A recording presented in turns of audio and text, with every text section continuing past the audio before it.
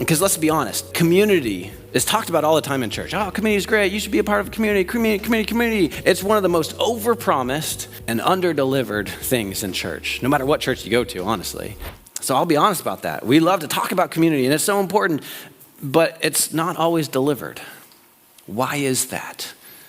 It's because we're missing these characteristics of a transformative community. So what does it take to have a real transformative community? First, it takes depth. Not superficial relationships where we just chat about the weather or the current project I have going on at work or even how great the Chiefs are or how Star Wars is so beautiful but yet so broken at the same time. Like, those are good conversations. They're entry-level conversations, but we have to go deeper than that when we gather together. We talk about what's below the surface. We talk about our life with God. The good and the bad, our wrestling. We talk about our past. We talk about our family. We talk about our pain. We talk about our sin as well, which is scary, but it's necessary to create this community. So depth. The second thing, it's not just depth, but a transformative community also needs to have vulnerability, which those two kind of go together. But vulnerability, where we come together around weaknesses, not just around strength, where we come around failure as a rally point more than success. And to do that, you have to be raw and honest and open yourself up to people. You have to show them the weaknesses and vulnerability of yourself. You have to let people see that. James writes in his letter, in the book of James, that we should confess our sins to one another. There's so much power in confessing sin to one another, saying, hey, Brian, I got to confess this thing to you. Last week when this thing happened, this is what I did, man. And I'm embarrassed about it. I'm ashamed of it. But that's what happened. That's terrifying to do. We'd rather just be like, hey, God, this is what happened. I'm not going to tell anybody else. But there is power in confessing sin with those that you're close to. Now, I'm not saying being weird, like just walking to anybody on the street. Hey, I don't know you, but let me tell you about this deepest part of me. Don't be weird. But that's why we have those inner circles where we have intimates and we have community of family. Those are the people that we can bare our souls to, okay? And there's power in that. And the truth is, you cannot live without sin. Hopefully we grow and we mature and we sin less and less. We don't make the same mistakes. But for you to claim that you're totally sin-free, that's not possible this side of heaven. You cannot live without sin, but you can live without secrets. It is possible. It's terrifying. It's hard.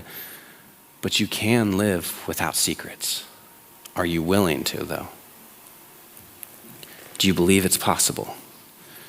So we need depth. We need vulnerability. And the third characteristic of a transformative community is listening. Listening to each other's struggles and their stories, which means you have to set aside enough time to sit down and listen, actually. Not just in a noisy environment, but to spend one-on-one time or small group time. And the interesting thing about listening, neurobiologists tell us that when people feel heard, when they feel listened to, so that's the interesting thing, you don't even have to be genuinely listening. If they feel listened to, you should genuinely listen.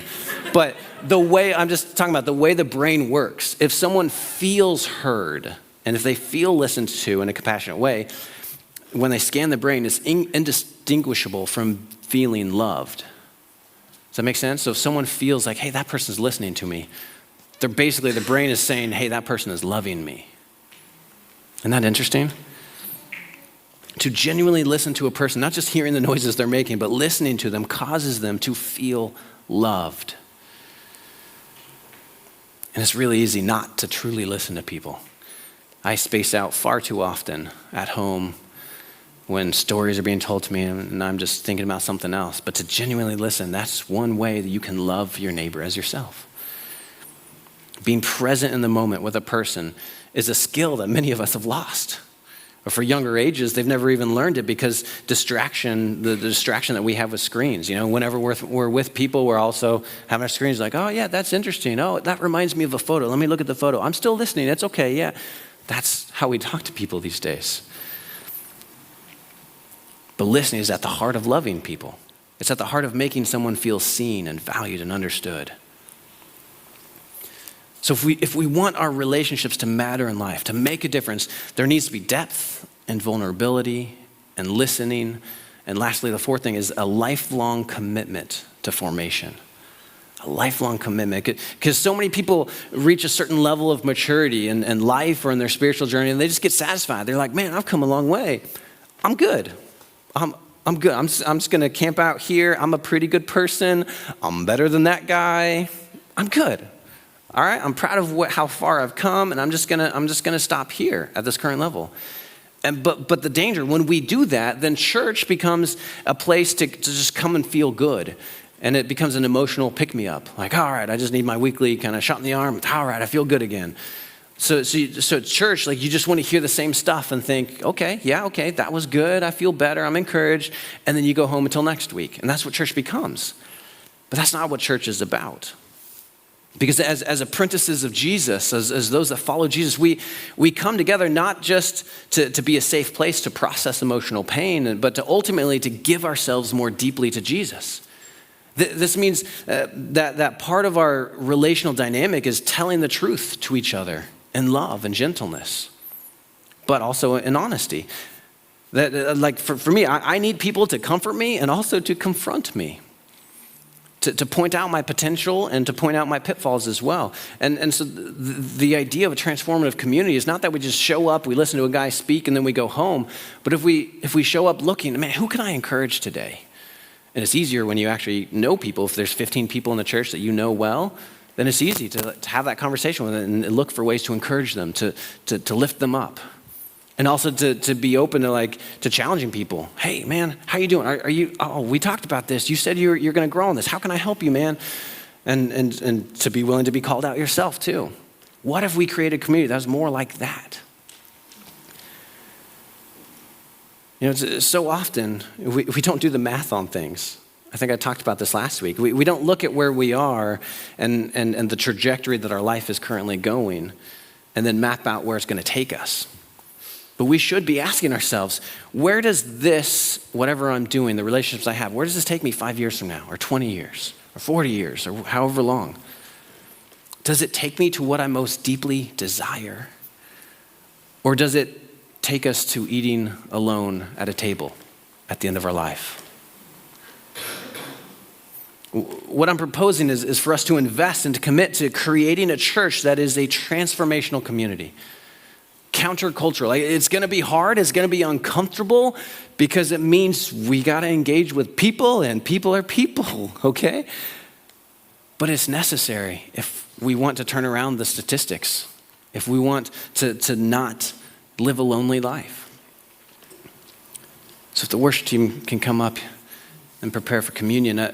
In our day of radical individualism and busyness and hurry and all the digital distraction that we have all around us, these types of relationships that I'm talking about, they're not just going to fall into your lap and be like, oh, that was easy, or that happened without any effort.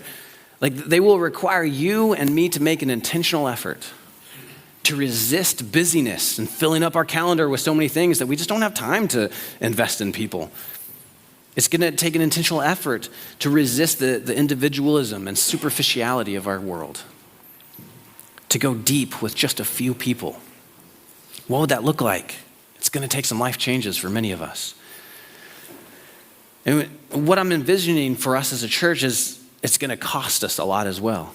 It's going to be messy, as I've already said. It will not go the way that you want it to go. Like, we can have this idea of, oh, community, it's going to be so great, and then somebody is going to mess it up. And it's like, this is not what I thought it would be. This is not what I want. Yes. But remember, people who stay grow. People who don't stay don't grow. I believe this is what we need to do to be a church that is countercultural. And for those that commit to this and suffer through it, you will discover a beauty and a blessing of real, genuine, true, deep, loving community. It is there. It's not just this thing that's always out of reach. It is possible if you invest in it.